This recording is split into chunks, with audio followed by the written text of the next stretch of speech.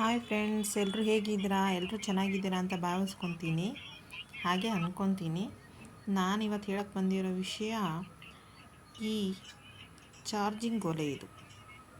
ಇದು ನೋಡ್ತಾ ಇದ್ದೀರಲ್ಲ, ಇದು ಬಂದುಬಿಟ್ಟು ಚಾರ್ಜಿಂಗು. ಅಂದರೆ ಆ ಕಡೆ ಕರೆಂಟು ಹಾಕಬೇಕು, ಈ ಕಡೆ ಸೌದೆನೂ ಹಾಕಬೇಕು. ಎರಡರಿಂದ ಒಲೆ ಉರಿತಾ ಇದೆ. ಆದರೆ ಪಾತ್ರೆ ಮಾತ್ರ ಇಷ್ಟು ಬಿಸಿ ಆಗಲ್ಲ ಅಂತ ಹೇಳಿದ್ದಾರೆ. ಇದು ತುಂಬ ವರ್ಷಗಳಿಂದ ಇದು ಯೂಸು ಮಾಡ್ತಾ ಇರೋದ್ರಿಂದ ಇದು ಈ ಥರ ಆಗಿದೆ ಅಂತ ಹೇಳ್ತಿದ್ದಾರೆ.